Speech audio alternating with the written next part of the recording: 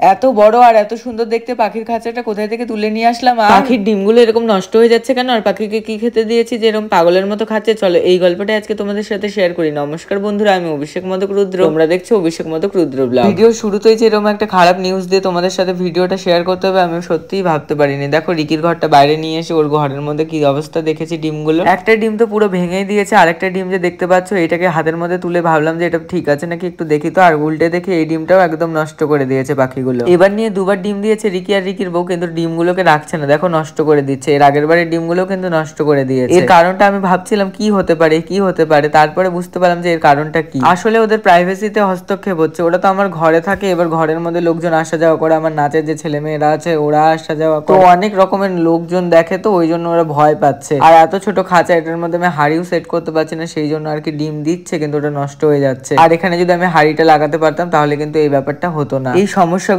সমাধানের জন্য কিন্তু আমি চলে গেছিলাম সোজা একটা জায়গায়, তোমাদের সাথে শেয়ার করছি। তোমরা হয়তো অনেকে যারা ছোট ভিডিও দেখেছো তারা হয়তো জানোই। কিছুদিন আগে আমি চলে গেছিলাম সৃষ্টিপুরনদের বাড়ি। ওদের বাড়ি একটা খাঁচা পড়েছিল, ওই খাঁচাটাও না আমাকে গিফট করেছে সৃষ্টিপুরন আর তার পরিবার। সেই খাঁচাটা যখন আমাকে বললো যে নিয়ে যাওয়ার কথা, এটা আমি শুনে এত খুশি হয়েছে যে আমার একটা সত্যি খাঁচার দরকার ছিল, যেটার মধ্যে আমি পাখিগুলোকে আলাদা করতে পারবো, আর ঘরের ভেতরে যে পাখিগুলো আছে সেগুলোকে যেন বাইরে রাখতে পারি, সেটার একটা ব্যবস্থা আমার খুব করা দরকার ছিল। সেই জন্য এই খাঁচাটা পেয়ে সত্যি মনটা খুশি হয়ে গেল। আর এই খাঁচাটা সোজা আমি নিয়ে কিন্তু বাড়ির দিকে রওনা হচ্ছিলাম। আর এত বড় খাঁচাটা নিয়ে আসা কিন্তু একটা বড় চ্যালেঞ্জ ছিল আমাদের কাছে। কোন রকম খাঁচাটাকে না টোটোর মধ্যে তুলে বাড়ির দিকে রওনা দিচ্ছিলাম, তখন এখানে এসে দেখলাম কি খাঁচাটার একদিকটা না একটু ভাঙা। এই জায়গাটা যদি ঠিক না করা হয় তাহলে কিন্তু পাখিগুলো বাইরে বেরিয়ে যাবে। সেই জন্য ইচ্ছা থাকলেও কিন্তু খাঁচাটাকে বাড়িতে নিয়ে আসতে পারিনি। যেখানে আর কি লোহার কাজ করে সেই লেদে কিন্তু দিয়ে আসতে হলো। তো আমাদের বাড়ির উল্টো পাশে লেদটা, তো ওখানে কিন্তু রেখে আসছি আমি খাঁচাটাকে। ওটা ঠিক হবে তারপরে কিন্তু বাড়িতে নিয়ে আসতে পারবো। আপাতত যতদিন খাঁচাটা না আসছে ততদিন আর কি যেভাবে চলছে সেইভাবেই চলুক। তো পাখিগুলোকে খাবারটা দিচ্ছিলাম, তোমরা দেখছিলে, তার মাঝখানে এই গল্পটা বললাম খাঁচা নিয়ে আসার। তো আমি বাকি খাবারগুলো কিন্তু পাখির বার করে নিচ্ছিলাম। আর দেখো ওরা কিন্তু খিদায় কিরকম করছে দেখছো। আর সকালবেলা হলেই যদি আমাকে দেখতে পায় একদম কাছে চলে আসবে আর আমার থেকে সরবেই। এই জন্য আমি দেরি না করে তাড়াতাড়ি কিন্তু সকালবেলায় ওদের খাবারটা দিয়ে দিই। আর দেখো খাবার দিতে গিয়ে কার সাথে দেখা, এটাকে দেখলে না না ডলে আমি পারি না। এইটাও কিন্তু খাওয়ার জন্য দেখছো সকাল সকাল চলে এসছে। কোথায় যে থাকে সারা রাত। আর বেড়াল কিন্তু রাত্রেবেলা একদম ঘুমাতে যায় না, সারা রাত ঘুরে বেড়ায় আর সারা দিন দেখবা শুয়ে আছে।